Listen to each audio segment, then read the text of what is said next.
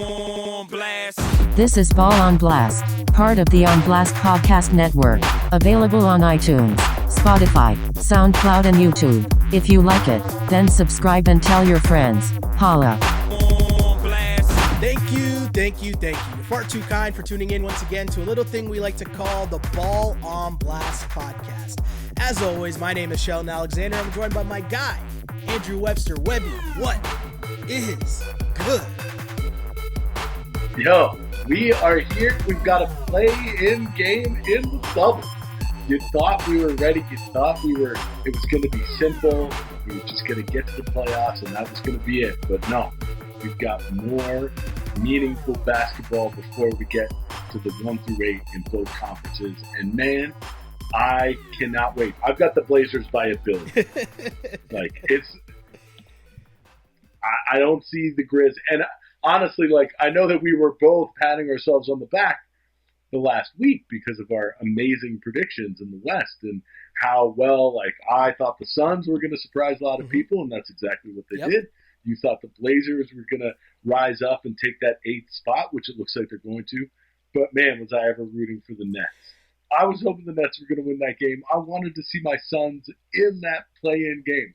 I now feel like I'm an honorary citizen of Phoenix. That's how much I love this team. I got so behind them because, basically the Sixers weren't playing for anything. They were locked into that 3 spot. So the Suns, every game they needed to win. So I just got so invested in them. It was incredible. It was just a reminder of why the NBA is so great, because basketball Twitter was on fire. Everything was so much fun watching those games. And you mentioned the Blazers game against the Nets.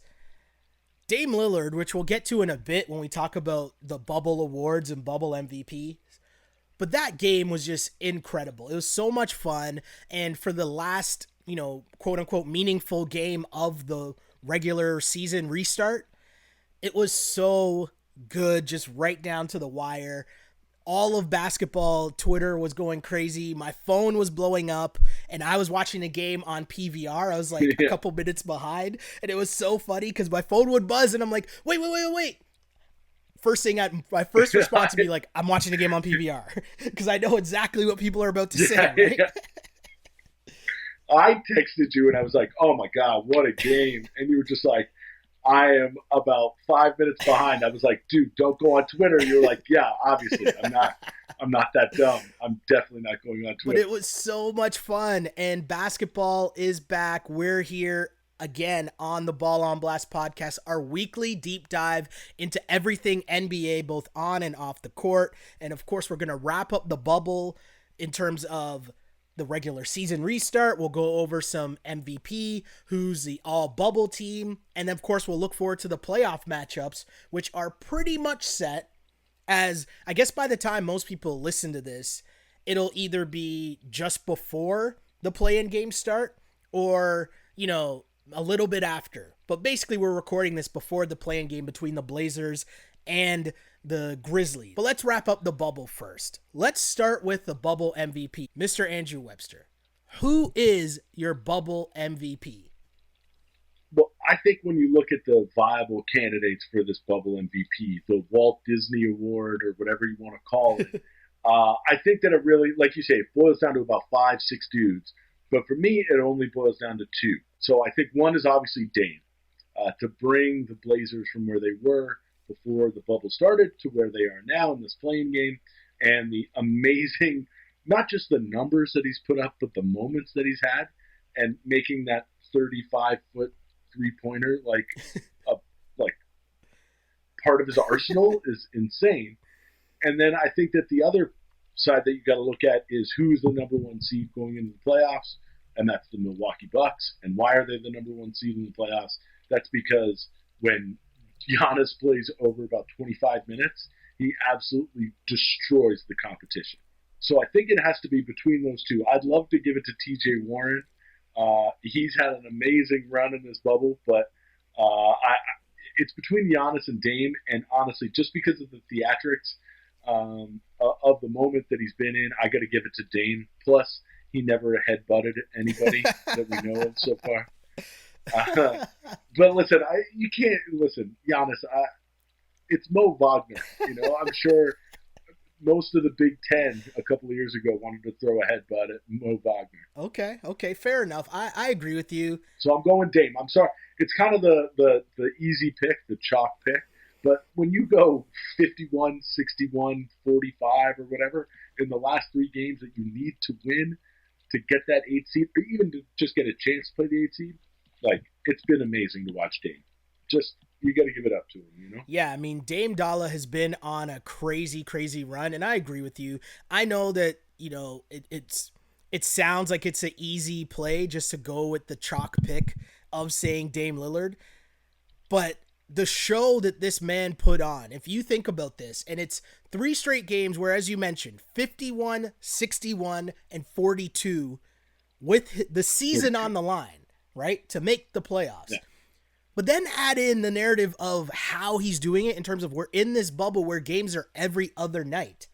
So you're having to do that, playing over 40 minutes in each of those games, carrying the entire offense for your team in terms of the scoring load. Yeah. CJ is banged up. He is a bad back. Melo was struggling. And to put up those godly numbers for 3 straight games and playing 3 games in 5 nights, like, that would never happen normally in the league, right? In the league. No, exactly. Even in the playoffs, it wouldn't happen. Right? You wouldn't play 3 games in 5 nights like that. And even if you did, that would be one of those things we call what? A schedule loss in one of those games. Yeah, exactly. I was going to say, like, this whole bubble has had totally a March Madness feel. And with a lot of these stars, especially the American ones, we saw them at least participate in the tournament. The one guy that we never saw something like this from was Dame Lillard from Weber State. Yeah. Weber State never got their moment in the sun in a big-time college basketball game that we were all watching. And so for him to respond to this kind of schedule like he is like, it's just adding to that atmosphere of kind of a March Madness feel that we have. Dame, though, is just kind of like one of those last of a dying breed type dudes in the sense of that meant, like, he's a hooper, right? Like, he is just eat, sleep, ball. He wants to come out and hoop night in, night out. That's just his MO. It's not really the fancy stuff for Instagram. It's not really whatever. Like, he was like, if we're coming back to play, I need to know that we can make the playoffs. And with that said, to carry the team on his back, 6-2 record through the bubble, but to average 37.6 points per game in the bubble, that's insane. Plus 9.6 assists, true shooting of 68%. Like, it's unreal what Dame was just doing, but I think it's proper. Sometimes I like to go to Twitter because there are people who are able to articulate these things better than I am, Mr. Andrew Webster. And one of my favorite follows that I mentioned a lot on the pod is Cuffs the Legend, right? Cuffs the Legend posted a picture. Been mentioned. He's been mentioned on this podcast. Right? Been mentioned once or twice in terms of being a source. But he also posted a message where a screen cap, a conversation with him and LeBron, where he said before the season, he said to LeBron, I think you could average 10 plus assists. And LeBron's response was just, I got you. This was before the season. And he screenshotted the conversation. That's just a flex to show, hey, I'm connected in the basketball world. I've got LeBron's number. Yeah, exactly. Just a straight flex. But I follow Cuffs the Legend because of the comedy. And here's a tweet where he posts a picture of Dame Lillard pulling up from half court. Like, his foot is on the NBA logo at half court. Yeah. Right? And his caption just reads, imagine taking your girl with you to the court to watch you hoop, and a dude does this to you. She will bring this up every time y'all argue. To me, that just sums up the level of disrespect that Dame Lillard was showing by just, like, my range is anywhere across half court. That is ignorant. For that alone, putting on the show, to me, he's the MVP of the bubble. It's just, you add in the wins, you add in the moments, you add in him carrying his team. It's definitely Dame Dalla for MVP. We like to talk about how the NBA isn't just numbers, it's also narrative. And he's got both. He's got both going on. But now it's so funny how, like, 15 years ago, 10 years ago, that level of disrespect would come on dunks. be like, "Oh, he got you. He put his nuts on your head," And now it's like, "Oh, he just drained a 40-footer right in your eye." Like, that's what the disrespect is now. And I'm not saying it's better or worse. It's just different. There's always going to be that level of like, I bested you. And, watching him, this is the beauty too of, there's people who watch games. You might catch a bit of a game, but there's people who are actually taking in what's going on. And I think this is what makes what Dame did, especially against the Nets, so special. And the thing was, in my mind during the day, I thought, you know what? This Nets game is going to be close because all these other teams that needed to win were playing against other teams who were like resting starters, didn't really care. The Nets needed to play together because it got a big playoff series. Exactly. And they needed this game, and they've been playing really, not really well, but for the Nets really well. Well, the thing, surprisingly. Well, they didn't need the game for standings, but they needed the game for just chemistry purposes, right? A lot of these guys haven't really played a lot of minutes in the roles that they're currently in. So you knew that they were going to come out and play hard, but that also leads into just the structure of how they play. They come out and they're running and gunning, shooting threes. Karis LeVert is legit. So either way, you knew this was going to be a close game. But to me, the thing that I loved was watching them try to double Dame and then watching him adjust. That to me was awesome to see. And that's really where the pulling up from half court came. He's just shooting it before the double team gets to him, right? And it was just incredible to watch. It was so much fun. So we hope that Dame Dalla can do it in the play-in game and they end up playing the Lakers, which we'll get to in a bit. But we talked about the MVP. If we're filling out an all bubble first team, I think it's kind of obvious, right? Like you mentioned already Giannis, we mentioned Booker, Dame, and then Luka and TJ Warren. Do you have any beefs with that all bubble first team? I really don't. I thought Luka was awesome, even though Dallas was pretty disappointing. I guess when all was said and done in the bubble, what's up with that team and not being able to hold on to a lead to save their life? But I love pastier white Luka Doncic. And so and he just keeps getting better. It seems like he gets better and better every game.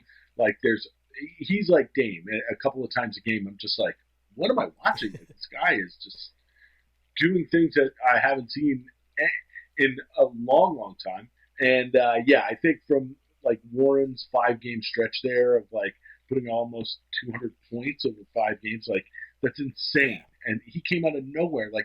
Phoenix basically gave him up for nothing. He was a total afterthought, and that not to spoil anything, but that's the first round matchup that I'm at least in the East that I cannot wait for.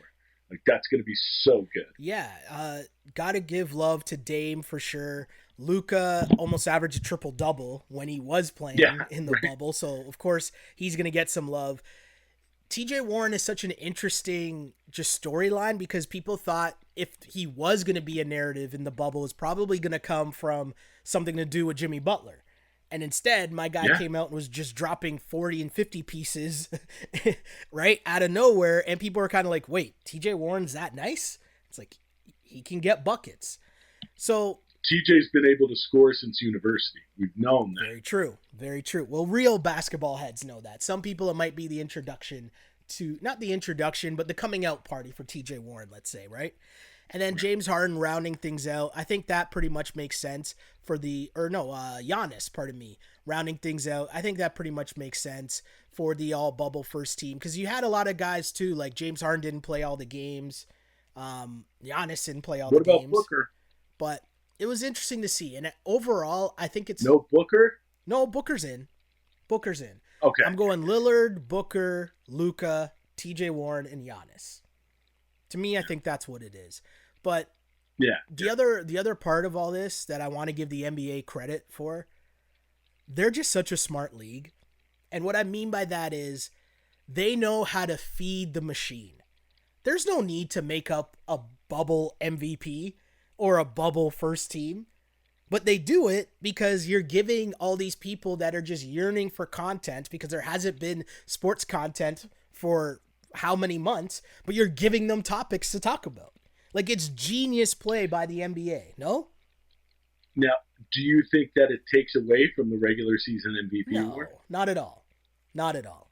No, No? I don't think so. Because I think this is a complete different animal.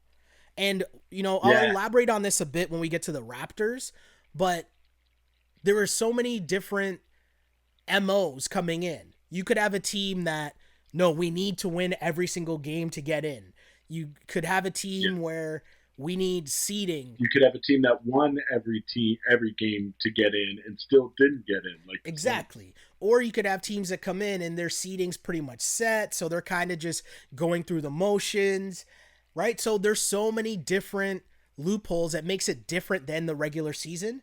And then there's also the fact of this was a good gauge to find out who came in ready, right? Who came in focused, who was ready, who was balling during the break and is now ready to get back to business. And you could tell that. So I just think it's totally different, What did you say about Chris Boucher the other night? You don't got to get ready when you stay ready.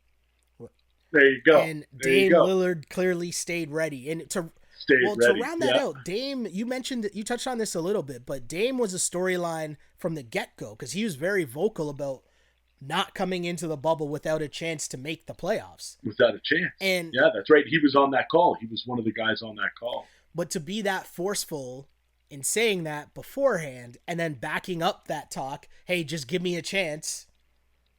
All love to Dame Lillard. One last thing I'll say about this, Dame time for sure. Oh, hold on. We can't go past talking about Dame time without talking about Pat Bev and Paul George, right? Paul George. How? First of all, I was watching that game. Okay. And I had to rewind it. Okay. Because I saw him brick the two free throws. And I was like, oh, and then I just kind of looked down at my phone and then I looked up and I was like, oh, Pat Beverly and like Paul George, like rolling over laughing. Like I had to go back and kind of put it together, and it was Pat Beverly talking so much trash right after he hit those free throws. And it's like, here we go. They've woken the beast now. This isn't smart. But to me, this is why Dame is the MVP of the bubble, because it's not only for what he did on the court, but I rate for what he did off the court as well.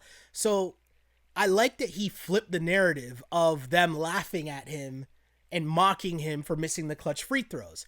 He said in his post-game presser, well, I took it as a sign of respect because they know what I'm capable of. They know what I'm used to doing because he said Pat Beverly, he named names, right? Pat Beverly, who I sent home before at the end of the game, and Paul George, got sent home from me last year in the playoffs. I was just like, yo, what is this man on right now? Dave, one of my dudes wrote in our group chat last night. He just writes, Dame's unruly. It's true. It was so good. Just like, and then after he had the 61-point game, he had the great post-game press conference, or not even just post-game on-screen interview. Yeah. Like, dude, he's just been checking all the boxes, all the boxes in the ball. And the other part to this was after those comments happened, then of course, because it's the NBA, this all ends up on social media, and you had put it on the gram. Paul George commenting on a post where he says, in response to Dame's comments, and you getting sent home this year, respect. And then Pat Beverly chimes in saying Cancun on 3, and Dame Lillard again with the checkmate. Like, why are you trying to go at him? The checkmate of he ats Paul George. So there's no mistake of who he's talking to. No. Says, keep switching teams, running from the grind. You boys is chumps. Yo, that's when I officially was on the Dame Blazers bandwagon. Because, is he wrong? Nope. He's not wrong. He's not. All it was missing was Paul George's numbers in closeout games in the playoffs and a fish emoji or a fishing emoji. Yo. That's all he was missing. I mean, Dame, the story came out that Dame did have a chance to leave. Obviously, he was a free agent at one point, but he decided to stay. And, it came out just him talking about the decision to stay. And he wanted to continue to keep building in Portland. And if you think about it, I hope he never leaves. I hope he never Well, leaves. he's had more success in Portland by staying than Paul George has had bouncing around from Indiana. Well, Indiana made the finals, or the conference finals, Indiana. right? No, Conference finals. Yeah, They made the conference finals, and then he left, but he never made it that far in OKC, and then now we're I here. don't think Pat Beverly's ever been to a final. It's just interesting. It was just why I say it all the time every week. It's why we have this podcast. Because Yeah. the NBA is the best. And Dame is the MVP because he was winning games. He was hitting half-court shots. He's dropping 60 pieces and talking shit on Instagram and in post-game interviews. What more do you want? And for that means you're our MVP. As a wise man once said, are you not entertained? Are you not entertained? Right? So good. Huge shouts to Dame Dalla as the bubble MVP for sure. But now watch him lose twice to the Clippers. right. After all the Oh man, it's gonna be so much fun. Let's go to some playoff matchups though, Webby, because the playoffs. should we start with your favorite NBA TV special? the 1:30 on a weekend. Ooh, can't wait. 1:30 on a weekend. Raptor fans are fired up, and I can't say that I blame them in this instance, but here's the thing. Come on. Here, What other Eastern Conference playoff series were you going to put in the NBA TV? listen, all I'm saying is to have a schedule of 4 o'clock on Monday, 1:30 on Wednesday, 1:30 on Friday. So like, come on, man. disrespectful. I love That's it. straight I love it. disrespect. But hey, I love it. I mean, I love it. let's start there because that is the series, Raptors versus Nets, the 2-7 matchup in the East, as we're going to kind of try to go through a bunch of these playoff matchups in terms of predictions, who we think will win, and what we think the games will be at, you know? So I think this is pretty simple. I want to say Raptors in 4, but I just think the hot shooting and the Raptors having a lapse of some sort will give the Nets one game where they just shoot the lights out and the Raptors don't. So I'm going to say Raptors in 5, but I don't really see the Raps having too much trouble with the Brooklyn Nets. Do you? No, there's a reason this game is the NBA TV special. It's because this is like your most lopsided, at least in the Eastern Conference, your most lopsided playoff matchup. And again, like the only way that I see the Raptors even dropping a game is the one thing that's going to cost them a game is themselves. I think they're leading the bubble in turnovers per game, but they're playing great defense. So you could see a 20 turnover game where Karis LeVert goes off for 40, but this isn't going to be. What did Rick Pitino say? What, Kyrie Irving's not walking through that door. Kevin Durant's not walking through that door. Drake's not walking through that door. Hey, DeAndre Jordan's not even walking through that door. DeAndre Jordan's not walking through that door. Spencer Dinwiddie and all his Bitcoin. No, I'm joking. Oh, and who? Damari Carroll. Damari Carroll's on the Rockets. I totally missed that. What? I totally forgot about that. I thought he was still on the net. He's on the Rockets. We're having our own. We're having our own who we play for, and it's not going well. Poor Damari Carroll. But yeah, I totally agree with you. I don't really see this being much of a matchup, but I would urge the Raptors and most teams, but especially the Raptors as we focus in here, to take care of business and go for the sweep. Because playing every other night is going to catch up to certain teams. It's going to catch up to some older players. Especially teams with an older point guard who's been known to have troubles keeping his conditioning up in deep playoff runs. So, again, if you can get rid of the Nets in 4 games, that's going to be the best for your best player, Kyle Lowry. And we mentioned the Raptors' record in the bubble as they went 7-1. The Nets were 5-3, and super surprising. They didn't fold. They got a bunch of guys that still want to play hard. And of course, Karis LeVert, the big matchup is going to be, I'd assume OG gets the assignment on trying to slow up Karis LeVert. But either way, I think the Raptors should be able to make easy work of this. And I've talked a lot about more. If you want more Raptor talk, check out our latest Wrap It Up pod, I kind of went in depth talking about just what this season meant for the Raps as they finished with the highest winning percentage in franchise history, and just what that means in terms of regular season success and that being sustainable for the past 7 years and how big of a deal that is. But now we're into the playoffs. And if you are who we think you are, you take care of business. You got to show out. Sweep City against the Nets. And then we'll regroup and talk about what happens in the next matchup against. No. Hold on. Before I go on, in your last Wrap It Up pod, I want to know how much time did you guys spend and how heated did it get about the disrespect the Raptors were shown in being the NBA team? Didn't really talk about it that much because I don't really I don't buy into the US disrespect thing. I feel like, if you didn't get the respect last year when you had Kawhi Leonard and you won the championship, it's just never going to happen. So who cares? Let's give ourselves the respect and talk about the Raptors and what do the voices that, we should be empowering. And what are those people saying about the Raptors? That's where you get your respect from. One thing that I almost said on the pod, and I stopped myself because of obvious political connects, but I'll tiptoe around it here the exact same way, is it's all fine and dandy to say it's been 7 years of sustained success for the Toronto Raptors.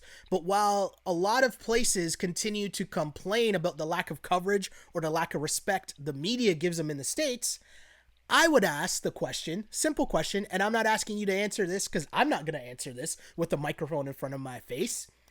But what's changed in Raptors coverage over the last 7 years of their sustained success? How much has changed in Canada? Has there been more coverage? Has there been more people, more money invested into covering the team? I'm just going to ask that question, and I'm going to move on to the next playoff series. Yeah. Because you're saying I don't have to answer it because I will. No, because I don't want to then follow up. Okay. I don't want to then follow up, but I'm just going to ask that question because the reason I'm asking that is because we focus so much on the U.S. media and what's going on there and the disrespect shown by the States and the NBA and all that. How about the disrespect shown by ourselves here and how we rep and put on for our team? That's all I'll say because I'm getting too fired up. So I'm just going to move on to the next matchup in the Eastern Conference playoffs, Mr. Andrew Webster. And that is the Milwaukee Bucks, the 1 seed, versus the 8 seed Orlando Magic. Mr. Andrew Webster, how do you see this series play out? Is it just as simple as Sweep City? It's a smash. Yeah. It's a smash, man. Like Orlando kind of ravaged. Yeah. You would have thought that the only way that maybe they could have won is to have a kind of a crazy 5-tool guy like Jonathan Isaac to have anybody to throw at Giannis. Maybe he could do it being like one of the best defenders in the league. Like low key, Jonathan Isaac can put the clamps on you pretty hard no matter what position you play. Yeah. But he's out. And then after that, it's just slim pickings. It's pretty grim. You're relying a lot on Terrence Ross, which is not going to help. You're relying on Terrence Ross in 2020, which is even more. It's a tough one for sure for the Magic, and losing Jonathan Isaac basically gives them not much of a chance against Giannis and the Bucks, who that's a team that will take care of business. I think just the way that they play consistently, it is kind of a lights out thing where they're just going, and they're not going to let up. Giannis in full force. Giannis, when he was on the court and when he wasn't headbutting people, appeared to be a man on a mission, right? So yeah, he was. If he played over 20 minutes, he was going to get 30 points. It's just if he, headbutted somebody or the game was such a blowout that they just took him out, Yeah, no, totally agree, my dude. Totally agree. So we won't spend too much time there. Kind of think that it's Sweep City for the Milwaukee Bucks. So we'll move on to the 3-6 matchup, which I think you might be pretty interested in. The Boston Celtics against the Philadelphia 76ers. Boston, for those who might not know, went 5-3 in the bubble. And meanwhile, the Sixers went 3-4 in the bubble, but they're playing right now, right? Yeah, and they're up by like 30. Cool. So let's say they finish 4-4 in the bubble. How do you see this one shaking down, and how disappointing is it that we won't see Ben Simmons out there for the Sixers? Yeah, I mean, the last time I was on this pod, I was saying how the stats had kind of borne it out that they're actually a better offense with him not on the floor. But in a 7 game series against a team like the Boston Celtics, you need all of your horses in the stable, Mm-hmm. and to take out such an important one like Ben Simmons, like I just think Boston has too much. I don't think they're a great, amazing team, but you're just going to keep constantly rolling out like the two wing kids, and then Marcus Smart and Gordon Hayward and Kemba Walker when he has played has looked amazing. Yeah. I mean, the only real hope that the Sixers have is if if Embiid can go like legit Dikembe Mutombo mixed with Hakeem Olajuwon and just absolutely take over the series. But the problem with Joel Embiid is like he might look like that for a game, but in game 2, he's going to disappear. Exactly. So are we going to have a Shake Milton game? Are we going to have a Matisse Thybulle game? I hope so, because that's really the only way that this series is going to get elongated past. I hate to say it, and it's so bad because I'd love to come out here and say that, yeah, the Sixers are going to win in 6 or 7, but I see Boston winning in 6. I think Philly will play well enough in 2 games to steal. Maybe they steal one and they win one just outright. Yeah.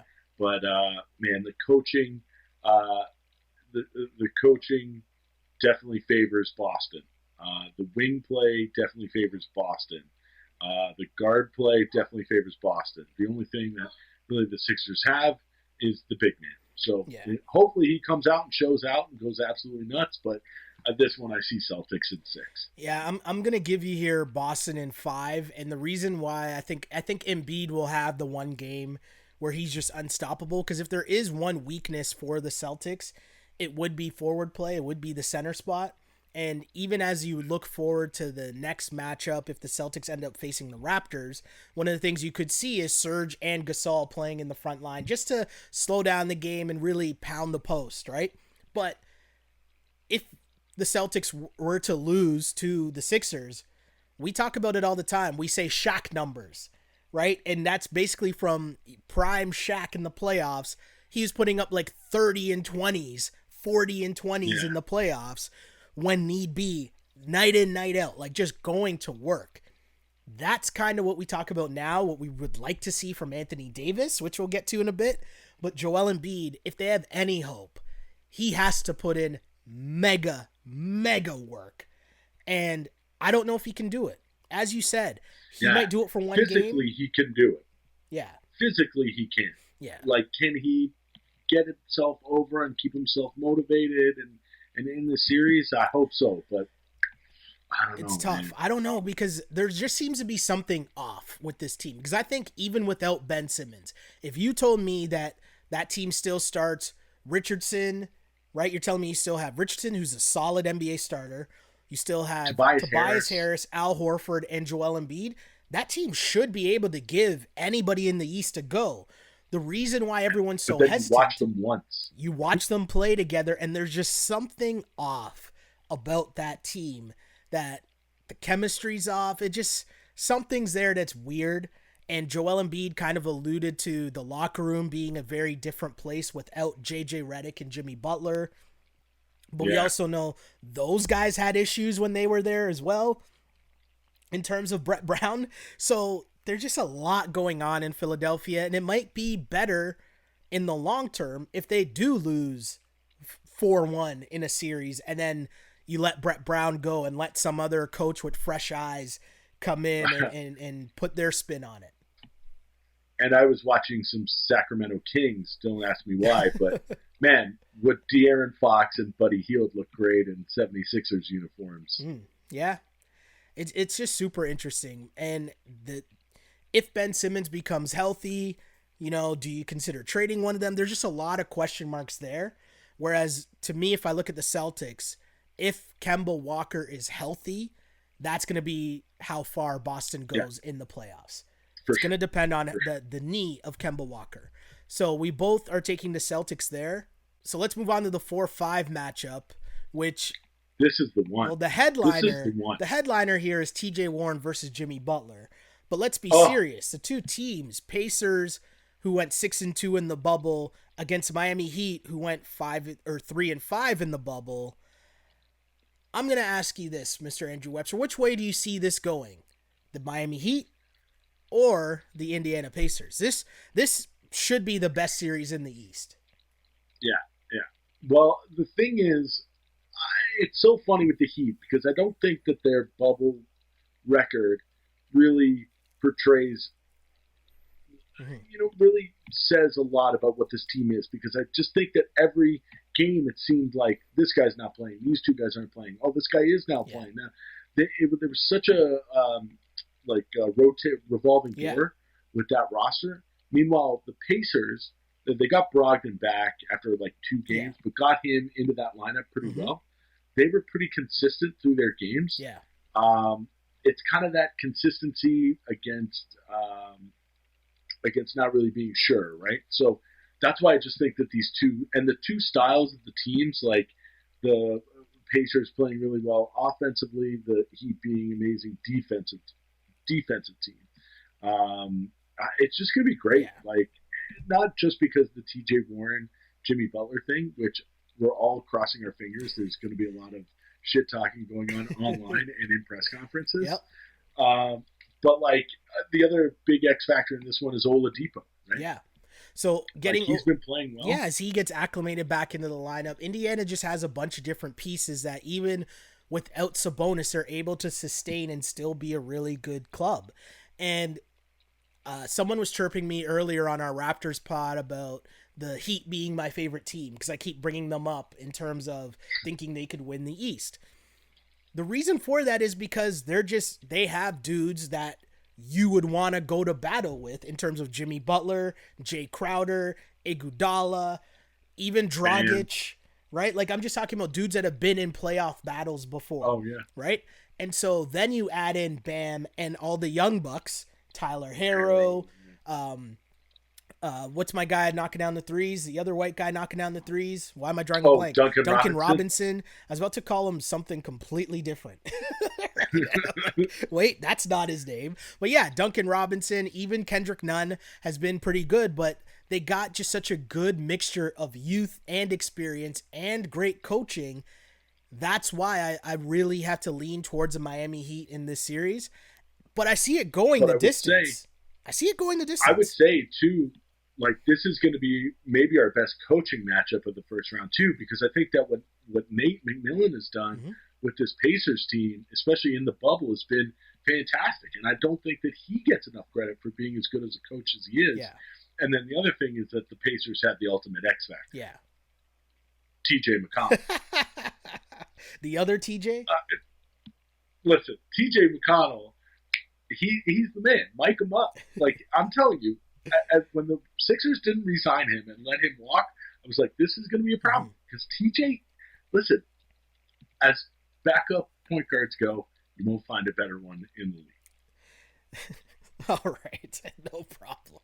In spite of TJ McConnell, I will say ultimately I think this series will come down to how much help can TJ Warren get from Brogdon or Oladipo. Like, will Oladipo hold up? I can't believe that's the question that we're asking. If you would ask me 6 months ago, like, we're going into a Pacers playoff series, and the question is, how much help can TJ Warren get? It's insane. It is insane. It's insane. But that's what makes the NBA incredible, because stars get made, right? Just in the machine that is the NBA. Too, we talk about Butler and Warren, but I think Turner and Bam, that's going to be a pretty good matchup as well. Yeah. Like, that'll be a good one on both sides of the ball, those two going at each other. Well, the problem... There's just a lot of good matchups. The problem the Heat have had a lot is the fact that sometimes they need someone else to help Jimmy get buckets, right? Like, if Jimmy doesn't have it going and you know, he's kind of... If Jimmy's going to be the one to close, who's going to be doing the consistent scoring the other way? Because we know Miami's going to want to grind it out and play defense and play kind of like your old school kind of NBA basketball where you might get some scores in the 90s, right? But you still got to get to that point even. So if Jimmy's giving you 20, who else is also giving you points? And you're relying on a lot of young guys to score because the vets, Like Crowder's not going to score that much. Iguodala's not going to score that much. So you're relying on Bam for sure, and then Dragic, and you need the other young bucks to hit threes. So it'll be super interesting, but I think I trust Spo to come up with something to work for the Heat, and that's why. And you're saying Heat in 7? I'm going to say Heat in 7. Yes, I think I see this going the distance. It's a hard fought series. That's where I'm going. I'm going Pacers in 7. Okay. I like it. So let's switch over to the Western Conference, and I'm going to go backwards. I know we started with the top seeds in the last, when we were talking about the East, but as we go to the West, let's start here. The 4-5 matchup, which for a lot of reasons is super interesting.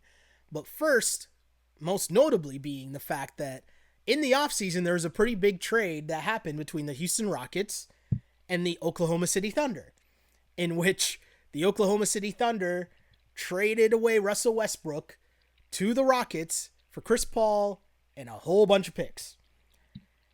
And now they're playing against each other in the first round of the playoffs. This is insane. This is crazy. Now add in the fact that Russell Westbrook could be missing the start of the playoffs due to a strained right quad. Right. This series, Webby, just got even more interesting. I'm going to ask you, where do you see this series going? Rockets versus Thunder. So, again, kind of like we said about the Heat and the Pacers being an awesome matchup of different styles, so too is this Thunder and Rockets matchup, especially with Westbrook's kind of health in doubt here, because if the Rockets have to kind of rely on what we've known of them for the last couple of years, which is obviously just bomb threes, you're going against one of the better defensive teams, especially on the perimeter in the Thunder. They've got long guards, they've got long forwards, they've got lots of athleticism on the wings, and then you got a team in the Rockets that play with no center. And then on the other side, you've got probably the most underrated center in the league in Steven Adams, who can do a little bit of everything. Like, just these two styles, it's just going to be great. And the history between the two teams, man, if this one was played in front of a live crowd, it would be electric because Houston to Oklahoma City, those two teams don't like each other, man. But I'm definitely thinking that this one is going to be super tight. I definitely hope Russ plays. But I think my prediction is going to be the same even if he doesn't play, which is I think the Thunder are going to win this. I know it's not an upset technically, them being the 4 seed and the Rockets being a 5, but it feels to me like it would be an upset. But I just think Chris Paul has been so fun to watch, and if anybody has a basketball IQ to figure out how to nullify what the Rockets do, it's going to be CP, and it's going to be the defense of the Thunder. Yeah, the Russell Westbrook injury, obviously a lot to me hinges on that. And I'm going to, again, I think kind of hope that Russ is healthy. And if Russ is healthy, I'm confident in taking the Rockets in 6. But the reason that is because I think the difference in between the two teams is the 3-point shooting of the Rockets. But what that means when you add in Russell Westbrook and what he's able to do in terms of giving them a different look, that to me, different gear, right? Yeah, it just changes the whole thing. And James Harden, his playoff failures, I don't know if you want to call them failures. I don't know how you want to phrase documented. Well documented. His struggles at times in the playoffs, super well documented. And I think in moments in the past, they couldn't sustain James Harden having a bad game. Well, Russell Westbrook allows that to happen. Russell Westbrook can pick up the slack driving to the basket if James Harden doesn't have it going from a shooting night. And there's a couple things here. So Russ will be huge, but on the flip side, you mentioned OKC's defense. Shouts to our Canadian kid, Lou Dort, who's going to get a bunch of minutes probably just out there chasing around James Harden, making life difficult on James Harden. Great defensive stoppers, had a really good season. But it's going to be super interesting to see how this plays out. I'm super interested because the Rockets don't play defense, but it's not like OKC has a high-powered offense. They have a pretty good offense, but it's more of a half but court. nothing that's going to blow you out of the water. Yeah.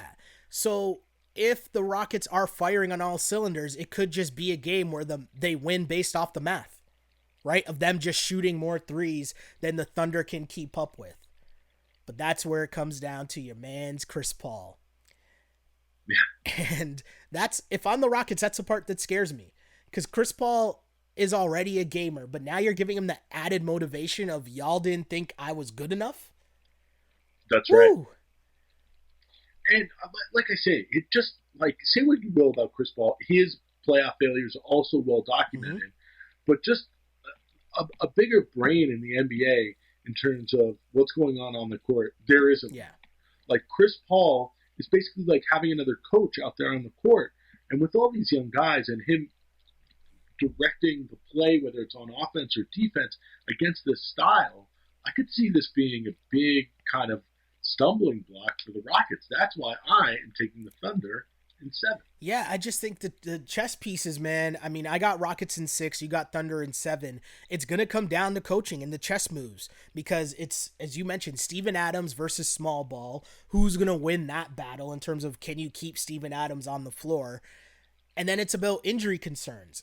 Can Chris Paul consistently handle this grind that's going to be a big-time game every other day?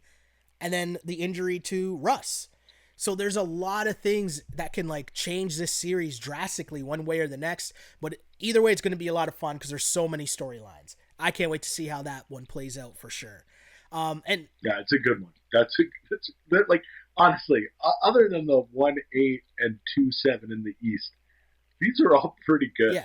No, totally agree with you, my dude. Totally agree with you. The other thing, too, for people listening, let us know what you think. Hit us up in the comments where we're wrong, what we're forgetting, anything like that. The comments are so key with what we do here. We listen to them. We read them all the time. We try to interact with you guys as much as possible. So let us know what you guys think for sure and who your picks are as we go along. As we go to the 3-6 matchup in the West, it's Denver Nuggets taking on the Utah Jazz. Denver was 4-4 in the bubble. Utah was 3-5 in the bubble. I'm going to say here, Mr. Andrew Webster, I'm taking the Nuggets, but I'm not doing it and being like super confident about it because Really? Here's the thing. The Nuggets, while they're a good team, and I think they should win, there's just been a lot of concern in terms of the consistency with this team because of the injuries they've had to deal with from the get-go. As soon as, remember, they were one of the teams that had a COVID scare in terms of having to shut down their facility when basketball started back up. You had people then arriving to the bubble late. Then you had people dealing with injuries. They weren't even able to get their full team to play enough games together during the 8 games of the NBA restart, to the point where in their last game today against the Raptors, they started their actual starting lineup, or pretty close to their actual starting lineup. Meanwhile, the Raptors were starting like Matt Thomas and Terrence Davis and whatever, because their starters are chilling, waiting for the playoffs. But the Nuggets are still out here trying to get their reps. So that's the only thing that scares me. So I'm going to take the Nuggets. I'm going to say Nuggets in 6, but I'm not super confident about it. What do you think? How do you see this series playing out? I'm a little more high on the Nuggets. Okay. Hey, I see what you did there. Hey, I see what you did there. Hey, and then you are. I think you mentioned the injuries to guys like Gary Harris and Will Barton. I'm not sure what their status is, but if they can kind of get lumped back into the mix, that'll be a good thing. But if not, man, like we talk about Jokic all the time, and he is so much fun to watch. Yeah. Like, just does some things that I was watching the game, not today, but a couple of days ago, and Doris Burke was comparing Jokic to Patrick Mahomes. Ooh. And I was like, yo, that is an amazing cross-sport comparison. Mm-hmm. I really like that. Just the way that he will put the ball to where only you can get it. Yeah. Like, he's just unbelievable. And that matchup between he and Gobert, who's probably the best defensive big man, up there with Steven Adams in the league, that's going to be amazing. But it's the young guys in the Michael Porter Jr.'s, the Bulls Yeah. and Jeremy Grant. Yeah. Jeremy Grant has like blown me out of the water. It's a great pickup, under the radar pickup. But super athletic, can put the clamps on you, but can also like very explosive around the rim. And other than Mitchell and we're forgetting Jamal Murray, who is back and looked really good. Mm-hmm. Good Canadian boy. Yep. But like they're kind of diametrically opposed. Like with the Nuggets, you have one amazing player filled with a bunch of like really, really good role players. Whereas with the Jazz, you have two amazing players, but the rest of their team, Yeah. I don't know. Like They're relying a lot on Jordan Clarkson to get buckets. yeah, and that's never a good thing. It's never a good thing. So honestly, especially if guys like Barton and Harris can come back, maybe in a couple of games of the first round, that would be good. But I don't even think that the Nuggets need them. I'm going to take the Nuggets in 5 over the Jazz. Yeah, the Nuggets are such an interesting team. You mentioned the young Bucks in terms of Michael Porter Jr. and Bol both had like crazy moments inside the bubble as they were given a lot of minutes while they sorted out kind of the injuries in Denver. But yeah, that team just seems ready. And one matchup that will be super interesting, you mentioned Jamal Murray, but Jamal Murray versus Donovan Mitchell, that's going to be one of the key matchups to watch, right up there along with Jokic versus Gobert. And this series could come down to those two matchups. And I find that to be very interesting because it's kind of even, but it's further to your point that you just made, the rest of the Nuggets in comparison to the rest of the Jazz. Of the Jazz, right? yeah. You got to go with the Nuggets. I'd rather have guys like Jeremy Grant, Yeah, totally. That should be a pretty good series. I think a basketball head series in terms of, real basketball fans could watch that and appreciate that series. But I think on paper, the average fan might be like, I don't know about Jazz Nuggets. Jokic against Gobert is just going to be like, if you like good play of the big guys, that's two of the best in the biz right there. For sure. Should be a lot of fun. Move on to the 2 versus 7 matchup, and it's the Clippers. Again, super spicy. Super spicy. Clippers, who are 5-3 in the bubble, versus your man's Luka Doncic and the 3-5 Dallas Mavericks bubble record. Now, obviously that doesn't really matter. They were pretty much set into their 7th seed, but how do you see this series playing out between the Mavs and the Clip Show? Shelly, I would love to come out here and give you the big fire take that not only the Mavs going to win, but the Mavs are going to win in 6 games. Okay. And this is going to be an absolutely coming out party for Luka and Porzingis and Tim Hardaway Jr., but I can't do it. I can't do it. This team, they collapse down the stretch. Yeah. They've shown me nothing in terms of like shutting the door on teams when you need to shut the door on teams. Yeah. It's almost embarrassing because they have a fantastic coach. Like Rick Carlisle is honestly like one of the best coaches in the league. Correct. And he's got two almost perfect offensive players that you would think could just take over games and run you out of the gym in Luka and Porzingis. But man, it's just not going to happen. It's like maybe if they were going up, if they had made that jump to the 6th seed and were playing Denver, then I would feel way more confident. But they're going into a wood chipper because you want to talk about getting the clamps put on you. Like this Clippers team is defensively just they're going to eat your soul, especially down the stretch when your closers are out there and it's like Kawhi, Paul George, and if they have to put Pat Beverly out there too, it's just going to be ugly for the Mavs. So again, I'd love to give you this like amazing, like big, confident upset pick 7-2, but man, I can't do it. I got the Clippers winning this one in 6. Yeah, I think it could be 6. I could see it even as in 5, depending on how serious the Clippers are in terms of taking care of business and just winning games because you want to give Kawhi, Paul George the added rest by ending your series early. I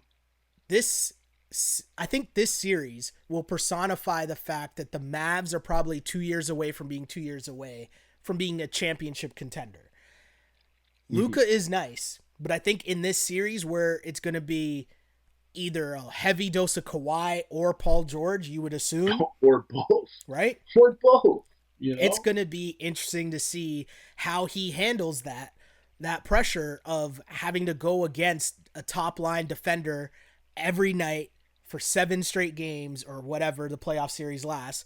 But that to me is going to be super interesting to see how Luka handles that and thrives on the big stage. That's going to be cool to see. But also, you're going to see that his supporting cast isn't there yet. And I wonder if the questions start to arise, is Porzingis good enough or the right fit to be the sidekick to Luka? Can he be the second best player on that team if they are going to win a championship at some point or seriously contend for a championship? That's kind of where I want to see this going. But at the end of the day, the Clippers, as I see them winning the championship, that was my pick before the bubble started. And I'm not stepping away from that. I just think they have too many pieces to throw at Luka, and they should be able to make quick work of this. And I think this team is built for the championship, so they're going to come out with the focus of let's just get this shit done. Let's not waste any time here. Let's not mess around. They're a vet team ready for a deep run. All the drama of Lou Will and who's not there and who's quarantining and all that is behind them. What did we hear from Kawhi last year? The regular season is just practice. The playoffs is when he laces them up. All right. I was going to say, Shelly, we're going to see something in this Clippers series that we haven't seen since the Raptors won the championship, and that's playoff Kawhi. Playoff Kawhi. We know that's a thing. I can't wait to see it. It's going to be fun. Thing. It's going to be fun. I'd say Clippers in 5. I'm going to say Clippers in 5. I got Clippers in 6. I think Luka's good enough that he's going to show out, and he'll take 2. Okay. He'll take 2. Either way, a great series, and I'll be there to watch every single one, sure. Right? Because that's going to be just a great series. But we have one more matchup to go through, and that is, of course, LeBron James and the Los Angeles Lakers, who will be taking on the 8th seed, which is the winner of the play-in. And because we're recording this before we know who the winner of the play-in is, we're going to phrase it this way. Who would put up the best fight between the Grizz or the Blazers? I think it's pretty obvious, but we got to leave a little wiggle room here in case somehow the Grizz pull this out. Do you think the Grizz have a shot at even winning a game against the Lakers? I'll tell you this. LeBron James wants to see one team come out of this 2-game play-in tournament here, and that's the Memphis Grizzlies. I don't think that the Grizzlies do take a game from the Lakers. I think that is exactly the team that they want to face to try and get their offense, their kind of janky-looking offense over the last couple of games, into shape. Because if you start playing a team over and over and over again, you can definitely help LeBron get into a nice rhythm, AD get into a nice rhythm, and for these role players to really find their roles, which they seem to not been able to do during the bubble in playing every other night against different opponents. Now, that could be the same with the Blazers, and I think that even against the Blazers, it's a pretty nice matchup for the Lakers, but against the Grizz, it would just be like practice. Yeah, I totally agree with you. I just don't think the Grizz have the firepower, especially without Jaren Jackson and Jaren Jackson Jr., and they struggled, right? They struggled without him, and that's why they're in this scenario when they were kind of sitting pretty heading into the play-in or into the bubble, but going 2-6, they end up in this very tough spot because it's just been a lot of Ja and not much else after that. Yeah. But as we look, a lot of JV. I thought Valanciunas has played pretty well. He has. He's been all right. He's had some moments. But you know that Anthony Davis would just be licking his chops hoping for that matchup. And, hey, maybe we're jinxing them by just assuming it's going to be the Blazers that end up against the Lakers. But this is the matchup that I want to see. This is the matchup that I would advise people who, might like to sprinkle every little once in a while, a little wager. I don't know what the odds are. Are you going to get good odds on the Blazers for that game? I'm just saying that if you are someone that tends to do that, you have some disposable income, it might be worth a little sprinkle on the Blazers to beat the Lakers in this series. Now, would I bet a lot of money on that? No. Am I, in fact, picking the Blazers to win the series? No. But I'm just saying that I think the Blazers are going to give them a go. And the reason is it's been well documented. Obviously, we know what Dame's doing, but what you might not have been paying attention to is what has been happening to the Lakers whenever they play good guards. Chris Paul gave them the business. Kyle Lowry gave them the business. And a big thing we just talked about in terms of the other series, in terms of playing every other night, is that LeBron James is in year 17.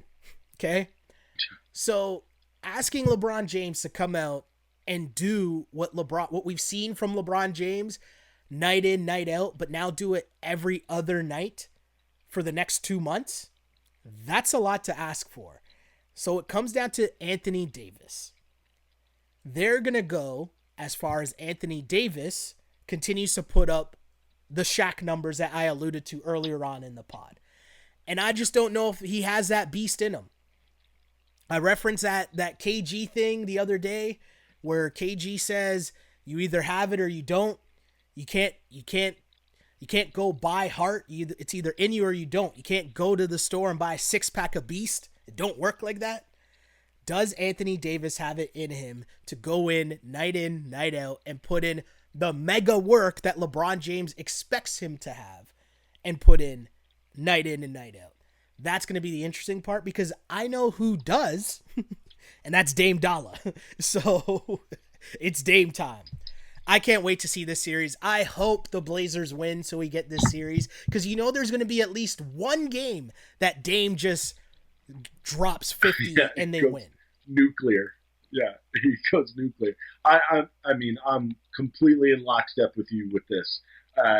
It's got to be so weird for LeBron James to see a matchup with the Blazers like this and to tell himself that for his team to have the best chance in this series, I have to be the second best player. I have to completely put all my attention on A, defense, and B, feeding the big man. Because if he can do those two things, and Davis can, like you say, not fine. The guy's got heart. Yeah. Like, let's not kill him No. this. I'm just saying the night in, night out. We're gonna find out for sure. But if LeBron can feed the big man and play defense against that guard set and show what kind of athlete he is, even in year 17, I think that, like you say, they might win 2 and might go 6 games, but the Lakers will win. I just think that matchup for Davis is too good. Like, Nurkic has been amazing, like so good coming in off an injury in this bubble. But again, Zach Collins isn't going to be stopping Anthony Davis, and Nurkic is going to be like trying to shoot bow and arrows at a big giant monster. It's just not going to happen. No love for your man's Whiteside coming off the bench to use his 5 fouls. No love for my man Whiteside and his 5 fouls. There's going to be solid minutes of Whiteside versus JaVale McGee and or Dwight Howard. I know. That's what NBA Twitter needs right now. No, a solid run of minutes. Whiteside versus Dwight Howard in the playoffs. NBA basketball. It's fantastic. I can't wait to see this matchup. I really hope we get it. Seeing LeBron and Melo still thriving, obviously at different levels, obviously at way different levels, but seeing Melo contributing at certain points for the Blazers after being out of the league. Like, we forget now, Melo was on First Take begging for a job, right? Yeah. So to a couple years later now be on the Portland Trail Blazers and contributing and having big moments, that's cool to see. There's going to be matchups, I'm sure, where at times he's going to be matched up on LeBron. That's going to be interesting to see how that plays out. It's going to be a fun series. And I'm just saying, sprinkle a little. Overall, I'm going to say Lakers in 6, but they don't really want this smoke with Dame Lillard. And if Dame gets hot, Dame gets cooking, Caruso is going to get bodied. Kuzma's going to get bodied. Danny Green's going to get bodied. This is not going to be a fun week for Danny Green on the internet? No, Because he's getting that first matchup, He's I'd gonna assume, get against torched Dame. a couple of times. It's not going to be good for Dame. I would think so. He's probably your best. He's probably your best perimeter defender on that team, right? Yeah. I mean, this will be fun. And please, please, please give us Blazers Lakers. I'm here for at least 6 of those games. So please give us that. The basketball world needs it, right? Let's enjoy that for sure. But that pretty much concludes our wrap up or our preview of the NBA playoffs. We went through a breakdown. We'll do the same thing after this series ends, but we'll check back in every week, just see how the series are going, talk about big time storylines, of course, because that's what we do here on the Ball on Blast podcast. We talk to you about everything. Yeah, we'll let you know when somebody talks reckless on social media about going up 2-0 in a series or something. Oh, definitely. This is gonna be a lot of fun. And the biggest key that we don't really know how to predict what will happen is how some of these guys are going to react to having to play big time minutes on every other night basis in the postseason. Like, benches are going to be important. If you have depth and you can get something from your bench and get an extended run from like your 7th or 8th guy in a game, or if you can blow out a team and get some rest that way, those are the little things to pay attention to that could be a really big deal going forward for these playoffs. But again, send us your comments and questions, what your picks are for each and every playoff series, and we'll read them. We'll respond to them on social media. Tell us how wrong we are. Exactly. Wherever you get this podcast for sure. But if you know the Ball on Blast podcast, and you know we wrap up each and every week with something we call Ask on Blast, which is just something random, which doesn't necessarily have to do with basketball. It's probably more so a pop culture question. And I'm going to ask you this simple question. Have you seen the video for WAP? Well, Sheldon, as you know, I am about to become a father of a daughter Okay. in the next few days. However, that being said, yes, I have seen the video for WAP. I've also seen all of the parodies out there. I've seen Ben Shapiro, one of the worst people in the world, conservative blogger and radio host, basically saying, is this what feminism has given us? This WAP song and video? And yeah, man, like that's it. Ladies are allowed to say whatever they want. Yeah. And I think after watching that video, we can all say, I think we're all better for it. Here's what I'll say that I still don't understand how the majority of the population doesn't understand this in 2020. If you don't like something, you don't have to watch it.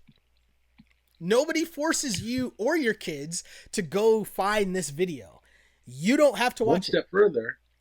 One step further, there's no MTV anymore. Exactly. It's not even on television. Right?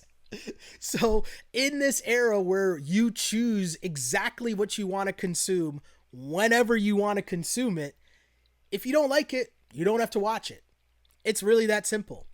But also, I want to really have an honest conversation with the dudes that are sitting here telling me about how bad this video is. I would just like to hear you honestly spew to me what you think is so bad about this video. Because then, as you mentioned, the flip side of it all is for years and years, decades and decades, as long as content has been a thing, men have been exploiting women in content forever for whatever reasons that they want to do it. And now we're going to get our collective panties in a bunch about women talking about their own bodies like this. Yeah. It doesn't make any sense. Listen, man. Meg the Stallion, Cardi. Hey, she's the best. Do what you do, man. She's the best too. Do what you do. Yeah. Listen, Meg the Stallion.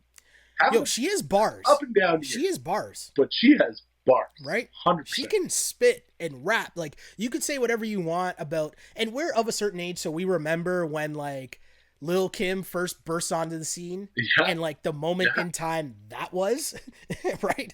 When Lil Kim came up. So we kind of see this also through a different lens in terms of seeing this happen before, but now seeing this come to a different level where, like, you know, it's boss moves being made right now by Cardi B in terms of controlling her narrative, controlling her own company and business ventures and her career and all that. Like, I'm not going to be mad at anybody that's doing that. Do you? Well, she was like interviewing Bernie Sanders. Like, she's like well in control of her narrative. That's a great way to put it. 2020, man. 2020. Mr. Andrew Webster, the next time I talk to you, there's going to be a different vibe to you. I'll have a new member of my family. There's going to be a different vibe to you. I'll be a parent, man. It's crazy. So we'll have to get her the baby MB jersey right away. I think that's going to be the number one. Absolutely incredible, my dude. Thank you for joining me again to do this. And, you know, we're a day late, but just know that you were always going to get your pod. Our playoff preview was coming, you know. We're all right. You knew we had to do it. We did, if you follow the On Blast Network, you know, this was a doubleheader day on the On Blast Podcast Network with a Wrap It Up pod and a Ball on Blast pod. Basketball fans, we got you covered here. So really appreciate you. But if you want to hit Mr. Andrew Webster up, where can they find you? Hit me up. Give me all those daddy congratulations on Instagram and Twitter. It's the same, at awebster84. And you can find me on Twitter at Shell Alexander, on Instagram at Sheldon Alexander. Of course, shout to the people for liking and subscribing to the podcast. Again, Ball on Blast is part of the On Blast Podcast Network, which you can find on iTunes, Spotify, SoundCloud, Google Play, YouTube. Like and subscribe. Also on the podcast channel, for you, in case you don't know, we have the Wrap It Up podcast, which is your live and interactive Toronto Raptors post-game show. We'll be doing that for you as well as the playoffs go along. That's nice because it'll be over early, right? Because I mean, with those 1:30 starts, I mean, I thought you meant the podcast will end early because the Raptors run's going to be short. I was going to say, Webby, you want Raptors fans in your mentions like that? What's going on here? No. It's just the episodes will be out super early in the day because that 1:30 start. I mean, that'll be. I mean, you guys will get those out the way real quick. Fair enough, my dude. Fair enough. I really appreciate you tuning in with me, and I appreciate everyone tuning in and listening. And as I always say, I used to pray for times like this to rhyme like this. This is the Ball on Blast podcast. As always, unpolished and unapologetic. Until next time, see ya. Peace.